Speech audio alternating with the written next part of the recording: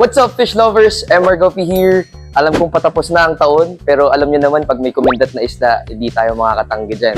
Kaya nag-import tayo ng mga goldfish from Indonesia.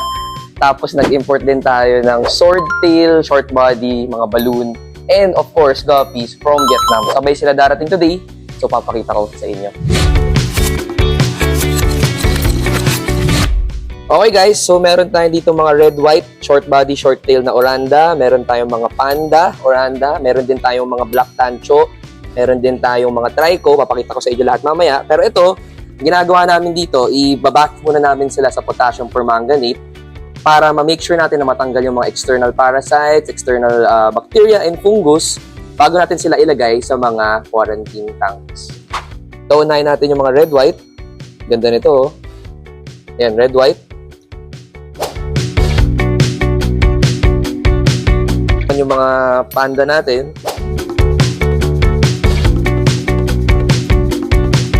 Black tancho. Tapos ito mga trico. Ayan.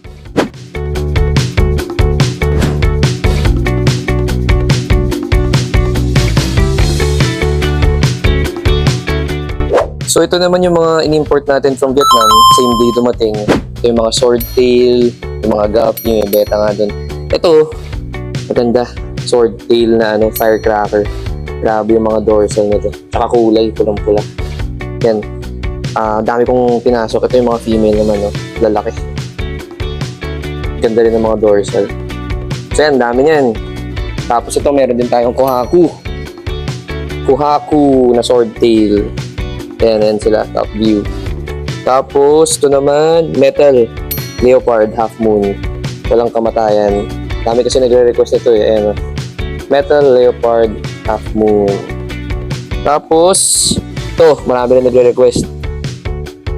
Santa Koi short body ribbon. Ayan, ito yung mga lalaki. Ano lang naman, free lang naman to. Ito yung mga babae. Ayan, ito yung mga lalaki. Hirap makita eh. So, meron din tayong non-ribbon na Santa Koi short body. Tapos dito, meron tayong full gold ribbon. Siyempre, mga P-dirt natin, ayan, ito rin yung quality ng mga P-dirt. Full platinum talaga.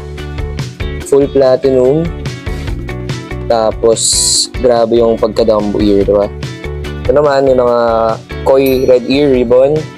Meron tayong Koi red ear na short body. Dito, ayan, mga short body.